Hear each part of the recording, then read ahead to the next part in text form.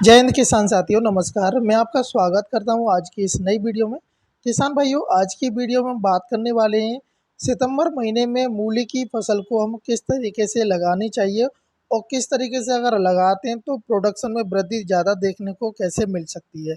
साथ ही में किसान भाइयों, हम नॉर्मल विधि के द्वारा जो मूली की फसल करते हैं तो उसमें जो हमारा कंद होता है वो इतना ज़्यादा लंबा और मोटा नहीं हो पाता है, जिससे हमारे प्रोडक्शन पर प्रभाव पड़ता है।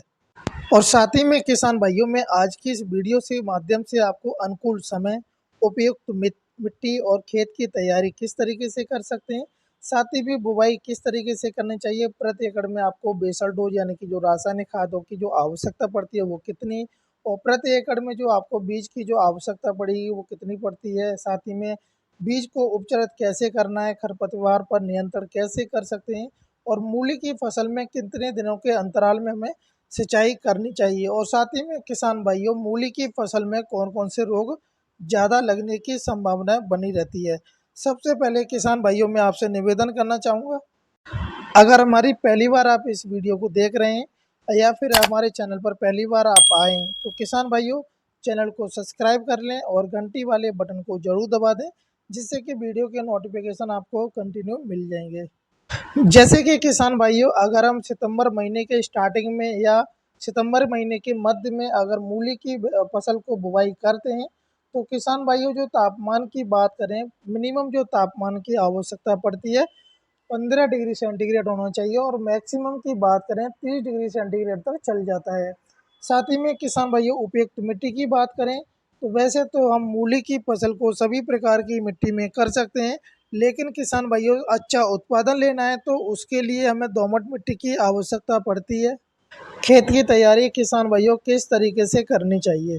किसान भाइयों, अगर हम क्यारी विधि के द्वारा अगर मूली की फसल को लगा रहे हैं तो हम नॉर्मल तरीके से जुताई करा सकते हैं। अगर हम वहीं पर जैसे कि जो आलू बोने वाली जो मशीन होती है उससे अगर हम बेड बनवा के उसके थ्रू हम वो ड्रिलिंग कराते हैं सीड की, तो किसान भाइयों, सबसे पहले हमें गहरी जुताई की आवश्यकता पड़ेगी, और जुताई कराते समय हमें 1 से 2 ट्रॉली प्रति एकड़ की दर से गोबर की खाद अवश्य डालनी है, जिससे कि जो हमारी सॉइल है, जो हमारे खेत की मिट्टी है, उसमें उर्वरा शक्ति गोबर की खाद से बढ़ जाती है, जिससे हमारा उत्पादन बहुत अच्छा खासा हो जाता है। वहीं पर किसान भाइयों, जब हम मेड़ विधि के द्वारा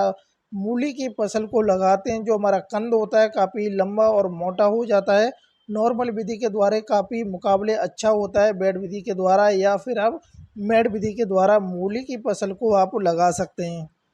और किसान भाइयों, साथ ही में मैं आपको एक सलाह दूंगा, जब आप वो बुवाई करने से पहले अगर आपके खेत में खरपतवार ज़्यादा उगता है तो उससे पहले आपको बुवाई करने से पहले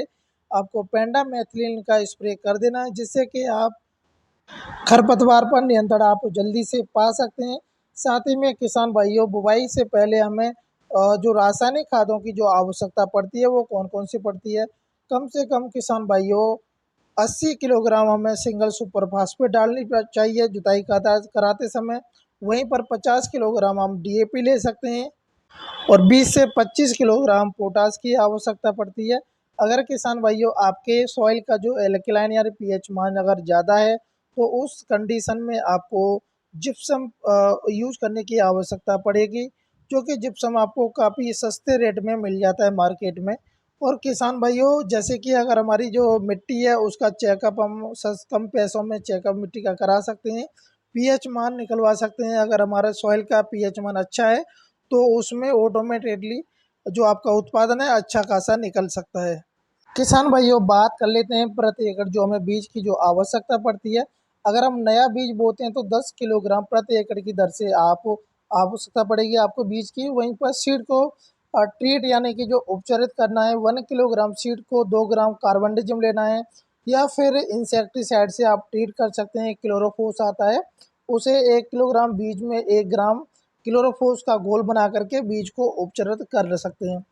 साथ ही में किसान भाइयों, बात करेंगे कुछ उन्नत किस्मों के बारे में, जैसे कि पूसा विराट को आप लगा सकते हैं। MH 421 आती है, सिका आती है, वहीं पर पूसा की सम्राट और पूसा की दूसरी वैरायटी आती है 952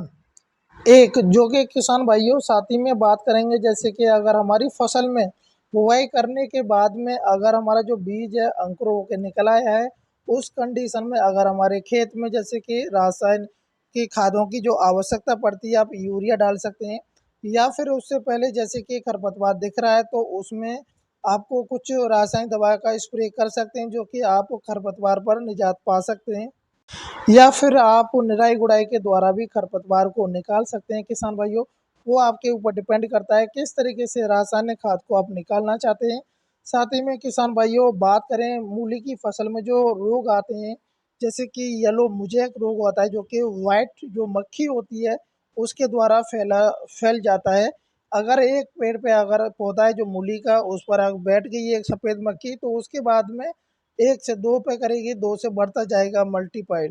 जो कि किसान भाइयों मूली की फसल में जो कि येलो मोज़ेक यानी कि व्हाइट फ्लाई के द्वारा जो फैलाया रोग है, सबसे ज़्यादा देखने को मिलता है। तो इसके लिए किसान भाइयों आप मेप्रेड आती है, जो कि उसका आप स्प्रे कर सकते हैं, आपकी फसल अच्छे से बच जाएगी। वहीं पर किसान भाइयों सिंचाई की बात करते हैं, जैसे कि अगर हम मेड़ विधि के द्वारा अगर सिंचाई कर रहे हैं तो 20 से 25 दिनों के अंतराल में हमें सिंचाई करते रहना चाहिए। अगर हमारे खेत में नमी है तो उस सिचुएशन में भी आप सिंचाई कर सकते हैं अपनी, जैसे कि आपको लग रहा है कि सिंचाई करने की आवश्यकता है तो आप सिंचाई कर सकते हैं। साथ ही में किसान भाइयों अगर आपका कोई खेती से जुड़ा कोई सवाल है, आप कमेंट करके हमसे पूछ सकते हैं डायरेक्टली। किसान भाइयों मैं आशा करता हूँ अगर आपको वीडियो अच्छी लगी हो तो वीडियो को लाइक कर दें, और चैनल पर अगर पहली बार आए तो चैनल को ज़रूर सब्सक्राइब करें और घंटी वाले बटन को ज़रूर दबा दें, जिससे कि वीडियो के नोटिफिकेशन आपको सबसे पहले देखने को मिल जाएंगे। जय हिंद, जय भारत, जय किसान।